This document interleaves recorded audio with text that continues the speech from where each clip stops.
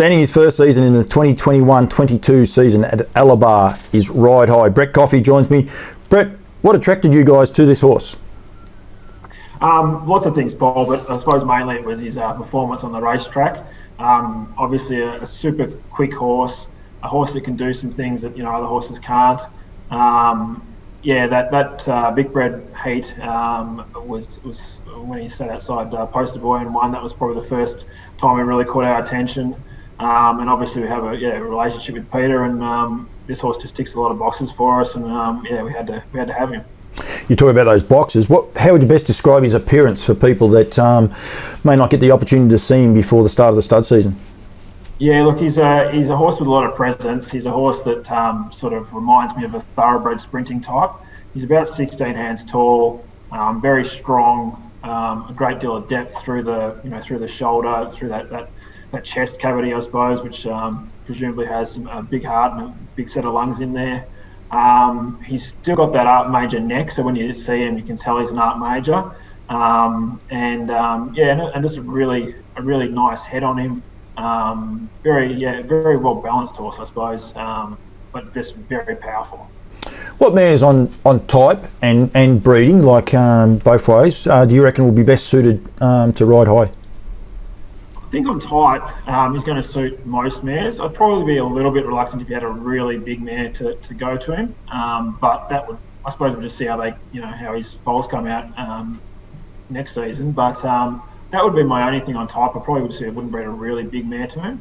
But on pedigree, I think he really suits a lot of different mares. I think you just look at what Art Major's crossed with, that Campbell line, the No Neeks line, and also the Direct Scooter line. And I think Ride High will do something similar. So I mean, we're really looking at those, I suppose, the Bettor's Delight mares, the American Ideal mares, Rock and Roll Heaven mares, some Beach, some Wear mares. Those type of mares I think will really suit him. Well, how would you best describe his racing style? Look, I think he's a speed horse predominantly. He's known for peeling off incredible quarters and halves. But I think he's shown a couple of times that he can actually, do work. Like he can actually sit outside horses and beat them. That big bred heat was one. And also when he won at Bendigo was also another time when he sat in the breeze and still won. So he's definitely speed, but he's probably got a bit of toughness there as well.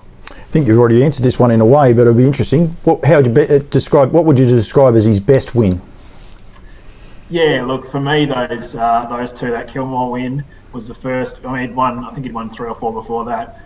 But that was the win. I just remember standing there at Kilmore on a cold winter's night and just seeing him sit outside Poster Boy, who was, just an incredible horse himself, and getting up, and they ran home in high 25 last quarter. It was just incredible. And then in his latest sort of win streak, that run at Bendigo was just incredible to sit in the breeze, or work to the breeze, sit in the breeze, and then go 26 and then accelerate off that and just accelerate away from and then smash the Bendigo track record by over 2 seconds, I think it was.